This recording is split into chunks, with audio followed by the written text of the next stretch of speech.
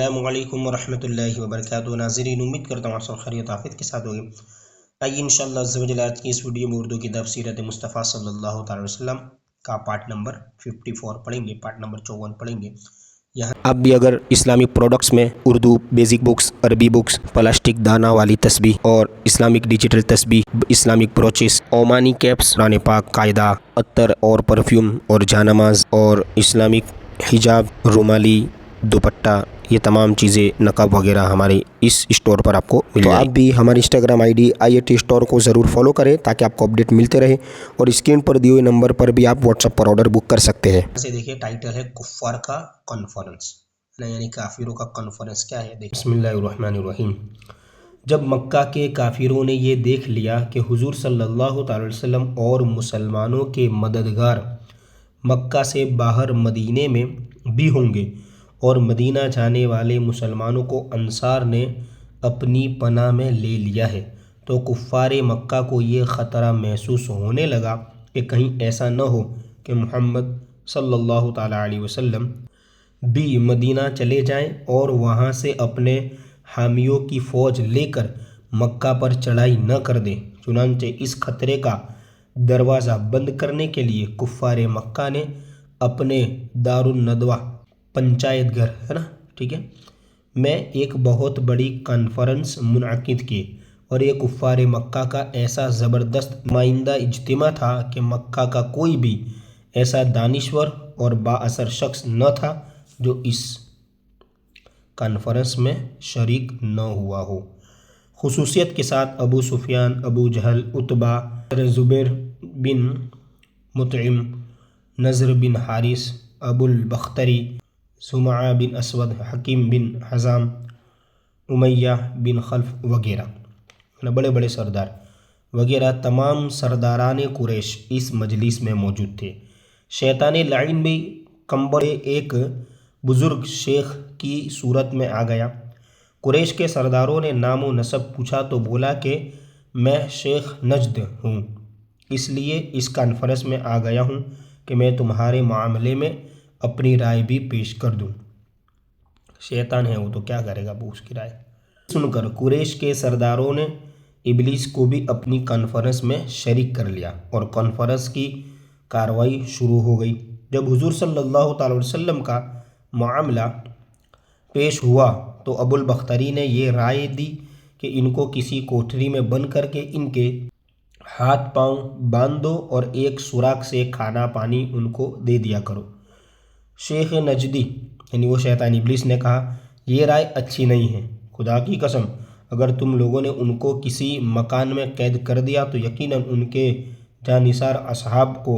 اس کی خبر لگ جائے گی، اور وہ اپنی جان پر کھیل کر ان کو قید سے چھڑا لیں گے۔ دیکھیں شیطان کو بھی معلوم ہے کہ صحابہ کا جذبہ اور ایمان کیسا ہے۔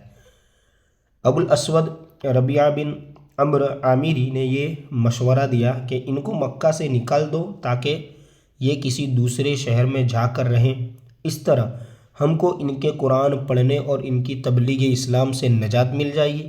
یہ سن کر شیخ نجدی نے یعنی وہی شیطان نے بگڑ کر کہا کہ تمہاری اس رائے پر لعنت، کیا تم لوگوں کو معلوم نہیں کہ محمد صلی اللہ علیہ وسلم کے کلام میں کتنی مٹھاس اور تاثیر و دلکشی ہے؟ خدا کی قسم اگر تم لوگ ان کو شہر بدر کر کے چھوڑ دو گے تو یہ پورے ملک عرب میں لوگوں کو قرآن سنا سنا کر تمام قبائل عرب یعنی عرب کے جتنے قبیلے ان کو اپنا تابع فرما بردار بنا لیں گے، اور پھر اپنے ساتھ ایک عظیم لشکر کو لے کر تم پر ایسی یلغار کر دیں گے کہ تم ان کے مقابلے سے عاجز و لاچار ہو جاؤ گے، اور پھر بجز اس کے کہ تم ان کے غلام بن کر رہو کچھ بنائے نہ بنے گی، اس لیے ان کو جلا وطن کرنے کی تو بات ہی مت کرو، یعنی شہر سے باہر نکالنے کی بات نہ کرو۔ ابو جہل بولا کہ صاحبو، میرے ذہن میں ایک رائے ہے جو اب تک کسی کو نہیں سوجی۔ یہ سن کر سب کے کان کھڑے ہو گئے، اور سب نے بڑے اشتیاق یعنی بہت توجہ اور شوق کے ساتھ پوچھا کہ کہیے وہ کیا ہے؟ تو ابو جہل نے کہا کہ میری رائے یہ ہے کہ ہر قبیلے کا ایک ایک مشہور بہادر تلوار لے کر اٹھ کھڑا ہو، اور سب یکبارگی حملہ کر کے محمد صلی اللہ تعالی علیہ وسلم کو قتل کر ڈالیں۔ اس تدبیر سے خون کرنے کا جرم تمام قبیلوں کے سر پر رہے گا۔ ظاہر ہے کہ خاندان بنو ہاشم اس خون کا بدلہ لینے کے لیے تمام قبیلوں سے لڑنے کی طاقت نہیں رکھ سکتے۔ دیکھیں پلان کیسا ہے نا، لہذا یقیناً وہ خون بہا لینے پر راضی ہو جائیں گے اور ہم لوگ مل جل کر آسانی کے ساتھ خون بہا کی رقم ادا کر دیں گے۔ ابو جہل کی یہ خونی تجویز سن کر شیخ نجدی مارے خوشی کے اچھل پڑا اور کہا کہ بے شک یہ تدبیر بالکل درست ہے، اس کے سوا اور کوئی تجویز قابل قبول نہیں ہو سکتی۔ چنانچہ تمام شرکائے کانفرنس نے اتفاق کے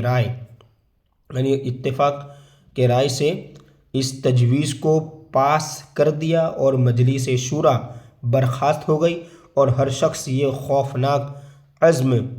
لے کر اپنے اپنے گھر چلا کہ خداوند قدوس نے قرآن مجید کی مندرجہ ذیل آیت میں اس واقعے کا ذکر فرماتے ہوئے ارشاد فرمایا کہ دیکھیں قرآن میں کیا ہے